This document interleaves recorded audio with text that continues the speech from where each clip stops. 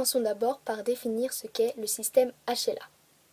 Chaque individu possède, à la surface de la quasi-totalité de ses cellules, des structures chimiques moléculaires bien particulières qui lui sont propres. Ce sont les marqueurs HLA, de l'anglais Human Leukocyte Antigen. Ces marqueurs du soi sont en quelque sorte la carte d'identité biologique du patient. Comment expliquer alors les différences de HLA entre individus? Chez l'espèce humaine, les gènes codant pour les marqueurs HLA sont situés sur le bras court du chromosome 6. L'organisation des gènes est la suivante. Pour chacun des 6 gènes représentés, A, B, C, DR, DQ et DP, il existe de nombreuses combinaisons d'allèles possibles, comme nous le montre le tableau. Par exemple, pour le gène A, les scientifiques ont recensé 268 allèles. Aujourd'hui, les chercheurs ont recensé un peu plus de 13 000 allèles de marqueurs HLA. Ce brassage induit donc une forte variabilité génétique. C'est pourquoi il existe un système HLA propre à chaque individu. Passons maintenant au rôle du système HLA. Ces marqueurs HLA sont étroitement liés au phénomène de rejet des greffes, puisque le rôle du système HLA du receveur est de permettre la reconnaissance du non-soi par les cellules immunitaires, c'est-à-dire la reconnaissance des marqueurs HLA propres au donneur portés par les cellules du greffon. Alors, pour limiter le risque du rejet du greffon, le système HLA du donneur et celui du receveur doivent être le plus proches possible.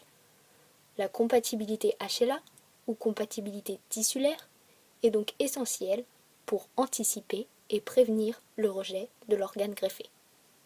Dans le cas où 2 individus sont incompatibles, comme c'est le cas ici, les codes HLA de chacun, à la surface des cellules, ne présentent aucune similitude pour que les cellules du donneur soient reconnues par le système immunitaire de l'organisme hôte. Ce dernier les considérera alors comme des corps étrangers et les détruira.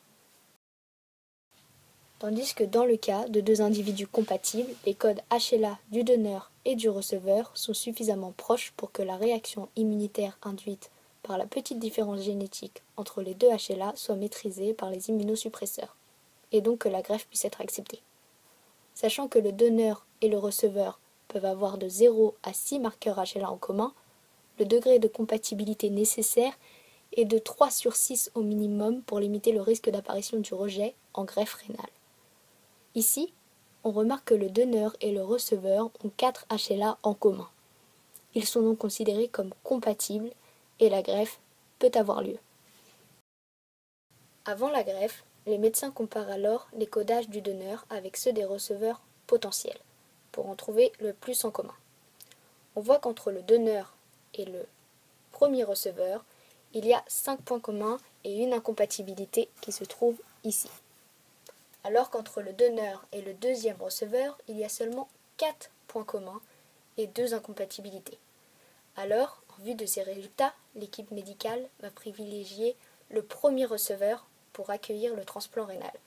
Car plus le chiffre de compatibilité est élevé, meilleur est le pronostic de la greffe, puisqu'il y a moins de chances de rejet, ainsi le patient pourra se contenter d'un traitement immunosuppresseur léger.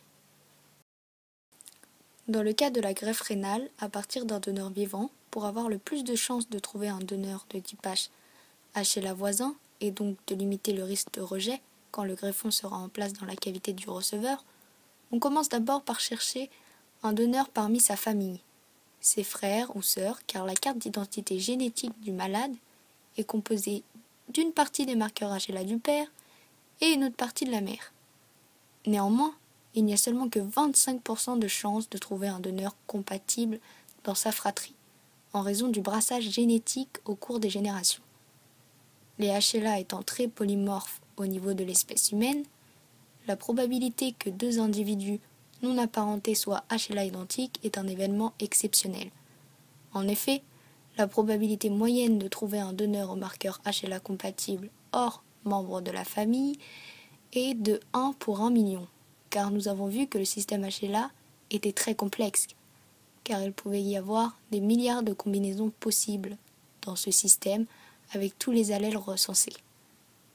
C'est pourquoi la recherche d'un donneur compatible pour un patient en attente de greffe peut être longue. Cependant, grâce aux progrès réalisés dans le domaine de l'immunosuppression depuis les années 80, la compatibilité tissulaire devient aujourd'hui de moins en moins primordiale.